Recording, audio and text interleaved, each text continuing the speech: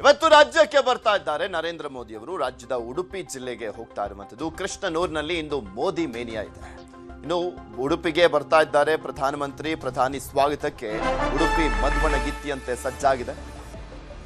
ಇಡೀ ಕೇಸರಿ ಕಲರವ ಉಡುಪಿ ನಗರದಲ್ಲಿ ಕಾಣ್ತಾ ಇರುವಂತದ್ದು. ಪ್ರಧಾನಿಯ ಸ್ವಾಗತಕ್ಕೆ ಸಜ್ಜಾಗಿರುವಂತದ್ದು ಕೃಷ್ಣನೂರು.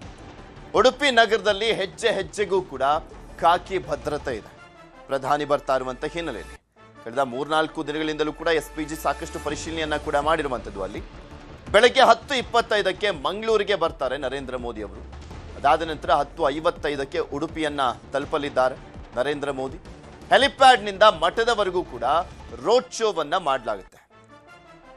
ಅವರು ಇಳಿದುಕೊಳ್ಳುವಂತ ಹೆಲಿಪ್ಯಾಡ್ನಿಂದ ಮಠದವರೆಗೂ ರೋಡ್ ಶೋ ಮಾಡಲಾಗುತ್ತೆ. ಬನ್ನಂಜೆ ಟು ಕಲ್ಸಂಕ ಜಂಕ್ಷನ್ ವರೆಗೆ ರೋಡ್ ಶೋ ಮಾಡಲಾಗುತ್ತೆ.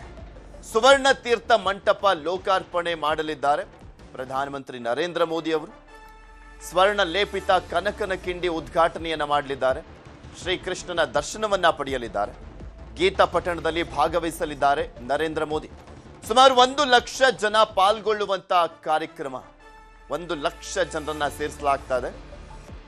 ಈ ಒಂದು ಸಮಾರಂಭದಲ್ಲಿ ಭಗವದ್ಗೀತೆ 10 ಶ್ಲೋಕವನ್ನ ಪಠಿಸಲಿದ್ದಾರೆ ಮೋದಿ. 1:35ಕ್ಕೆ ಉಡುಪಿ ಮಠದಿಂದ ಪ್ರಧಾನಿ ನರೇಂದ್ರ ಮೋದಿ ಅವರು ನಿರ್ಗಮಿಸಲಿದ್ದಾರೆ.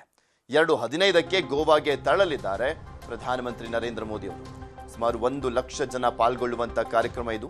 ಭಗವದ್ಗೀತೆಯ 10 ಶ್ಲೋಕಗಳನ್ನ ಕೂಡ ಪಠಿಸಲಿದ್ದಾರೆ ನರೇಂದ್ರ ಮೋದಿ ಅವರು. ಈ ಕಾರ್ಯಕ್ರಮದಲ್ಲಿ ಲಕ್ಷ ಕಂಠ ಗೀತಾ ಪಾರಾಯಣ ಮಾಡಲಾಗ್ತಾ ಇರುವಂಥದ್ದು.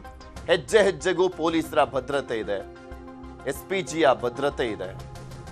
ಸಾಕಷ್ಟು ಪರಿಶೀಲನೆಯನ್ನ ಕೂಡ ಮಾಡಲಾಗ್ತದೆ. ರೋಡಿನ ಇಕ್ಕೆಲಗಳಲ್ಲೂ ಕೂಡ ಹದ್ದಿನ ಕಣ್ಣಿಟ್ಟಿದ್ದಾರೆ ಎಸ್ಪಿಜಿ. ಇದ್ರ ಬಗ್ಗೆ ಇನ್ನಷ್ಟು ಮಾಹಿತಿಯನ್ನ ಕೊಡ್ತಾ ಹೋಗ್ತಾರೆ ನಮ್ಮ ಪ್ರತಿನಿಧಿ ಕಿಶನ್. ನಮ್ಮ ಜೊತೆ ನೇರ ಸಂಪರ್ಕದಲ್ಲಿ ಜಾಯ್ನ್ ಆಗಿದ್ದಾರೆ. ಕಿಶನ್, ಇವತ್ತು ನರೇಂದ್ರ ಮೋದಿ ಅವರು ಬರ್ತಾ ಇದ್ದಾರೆ. ಮಧುವಣಗಿತ್ತಿಯಂತೆ ಉಡುಪಿ ಕೂಡ ಸಿಂಗಾರಗೊಂಡಿರುವಂತದ್ದು. ಯಾವ ರೀತಿಯ ಕೇಸರಿ ಕಲರವೇ ಇದೆ, ಏನೇನೆಲ್ಲ ಕಾರ್ಯಕ್ರಮಗಳು ಇರುವಂತದ್ದು, ಭದ್ರತೆ ಹೇಗಿದೆ?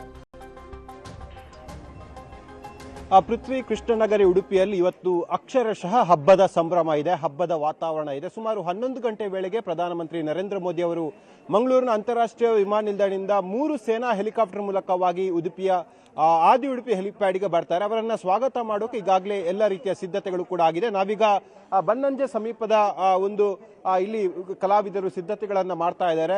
ಉಡುಪಿಯ ದರ್ಶನವನ್ನ ಪ್ರಧಾನಮಂತ್ರಿ ನರೇಂದ್ರ ಮೋದಿ ಅವರಿಗೆ ಮಾಡಬೇಕು ಅಂತ ಹೇಳಿ ಈಗಾಗಲೇ ಸಾಕಷ್ಟು ಸಂಖ್ಯೆಯಲ್ಲಿ ಕಲಾವಿದರು ಕೂಡ ಇದ್ದಾರೆ. ಸುಮಾರು 3 ಸ್ಟೇಜ್ಗಳನ್ನು ಇಲ್ಲಿ ಹಾಕಲಾಗಿದೆ. ಅದು ಬನ್ನಂಜೆ ಆಗಿರ್ಬೋದು, ಆನಂತರವಾಗಿ ಜಯಲಕ್ಷ್ಮಿ ಬಳಿ, ಆನಂತರವಾಗಿ ಕಲ್ಸಂಕದ ಬಳಿ ಸ್ಟೇಜ್ ಅನ್ನ ಕೂಡ ಮಾಡಲಾಗಿದೆ. ನಮ್ಮ ಜೊತೆ ಕೃಷ್ಣನ ವೇಷವನ್ನ ತೊಟ್ಟಿರುವಂತಹ ಪುಟ್ಟ ಬಾಲಕಿದ್ದಾರೆ. ಈಗ ಮೋದಿ ಅವರನ್ನ ನೋಡ್ತಾ ಇದ್ದೀರಿ, ಪ್ರಥಮ ಬಾರಿಗೆ ನೋಡ್ತಾ ಇದ್ದೀರಾ, ಹೇಗಿದೆ? ಖುಷಿ ಆಗ್ತಾ ಇದೆ? ತುಂಬ ಖುಷಿ ಆಗ್ತದೆ, ಮತ್ತು ಕ್ಯೂರಿಯಾಸಿಟಿ ಸಹ ಉಂಟು. ಫಸ್ಟ್ ಟೈಮ್ ನೋಡೋದು ನಾನು, ಇಲ್ಲಾದರೆ ಟಿ ವಿಯಲ್ಲಿ ನೋಡಿ ತುಂಬ ಖುಷಿ ಆಗ್ತದೆ. ನನಗೆ ತುಂಬ ಖುಷಿ ಆಗ್ತದೆ.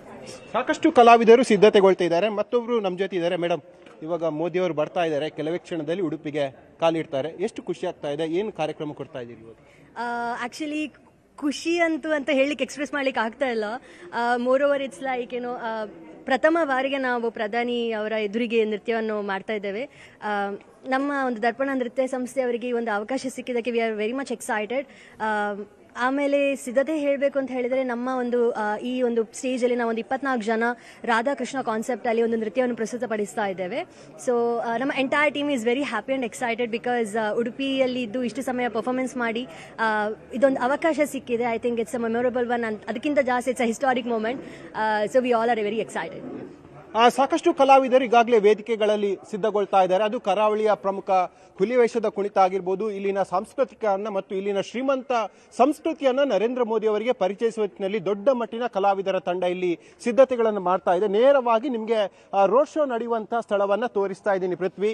ಸುಮಾರು 2 ಕಿಲೋಮೀಟರ್ ಆಗುತ್ತೆ ಈ ರೋಡ್ ಶೋ. ಪ್ರಧಾನಮಂತ್ರಿ ನರೇಂದ್ರ ಮೋದಿ ಅವರು ಇದೇ ಮಾರ್ಗದಲ್ಲಿ ಸಂಚಾರವನ್ನ ಮಾಡ್ತಾರೆ.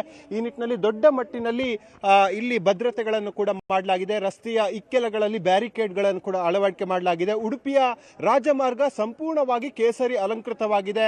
ರಸ್ತೆಯ ನಡುವಲ್ಲಿ ಭಗವಧ್ವಜಗಳನ್ನು ಕೂಡ ನೀವು ಗಮನಿಸ್ತಾ ಇದ್ದೀರಿ. ಅಯೋಧ್ಯೆಯಲ್ಲಿ ರಾಮಧ್ವಜವನ್ನು ಉದ್ಘಾಟನೆ ಮಾಡಿದ ಬಳಿಕವಾಗಿ ಸಾಕಷ್ಟು ಧಾರ್ಮಿಕ ವಿಚಾರದಲ್ಲಿ ಮತ್ತಷ್ಟು ಮೆಚ್ಚುಗೆ ಕೂಡ ವ್ಯಕ್ತವಾಗಿದೆ. ನಿನ್ನೆ ಎಕ್ಸ್ ಖಾತೆಯಲ್ಲಿ ಕೂಡ ಪ್ರಧಾನಮಂತ್ರಿ ನರೇಂದ್ರ ಮೋದಿ ಅವರು ಆ ಮೆಚ್ಚುಗೆಯನ್ನು ವ್ಯಕ್ತಪಡಿಸಿದ್ರು. ಉಡುಪಿಯ ಕೃಷ್ಣ ಮಠಕ್ಕೆ ಭೇಟಿ ನೀಡ್ತಾ ಇರೋದು ಬಹಳ ಖುಷಿ ಆಗ್ತಾ ಇದೆ, ನನಗೊಂದಿದು ಗೌರವದ ವಿಷಯ ಅಂತ ಕೂಡ ಹೇಳಿದ್ರು. ನಮ್ಮ ಜೊತೆ ಮಹಿಳೆಯರು ಕೂಡ ಇದ್ದಾರೆ, ಅವ್ರ ಜೊತೆ ಕೂಡ ನಾನು ಮಾತಾಡ್ತೀನಿ. ಮೇಡಮ್, ಎಷ್ಟು ಖುಷಿ ಆಗ್ತಾ ಇದೆ ಈಗ ಮೋದಿ ಅವರು ಬರ್ತಾ ಇದ್ದಾರೆ? ತುಂಬ ಖುಷಿ ಆಗ್ತಿದೆ ಮೋದಿಯವರು ಬರ್ತಾ ಇದ್ದಾರೆ ಅಂತೇಳಿ. ಸೊ ಎಲ್ಲರೂ ಕಾತುರದಿಂದ ಕಾಯ್ತಾ ಇದ್ದಾರೆ, ಈ ಶ್ರೀ ಕೃಷ್ಣ ಮುಖ್ಯ ಪ್ರಾಣನ ಸ್ಥಾನಕ್ಕೆ ಬರ್ತಾ ಇದ್ದಾರೆ. ಸೊ ಹಾಗಾಗಿ ಎಲ್ಲರೂ ತುಂಬ ಕ್ಯೂರಿಯಾಸಿಟಿಯಲ್ಲಿದ್ದಾರೆ. ಪೃಥ್ವಿ, ಈ ಸಂಖ್ಯೆ ಮತ್ತಷ್ಟು ದ್ವಿಗುಣಗೊಳ್ಳುವಂತ ಸಾಧ್ಯತೆಗಳು ಕೂಡ ಇದೆ. ಸಾವಿರಾರು ಸಂಖ್ಯೆಯಲ್ಲಿ ಜನ ಸೇರುವಂತಹ ನಿರೀಕ್ಷೆಗಳು ಕೂಡ ಇದೆ.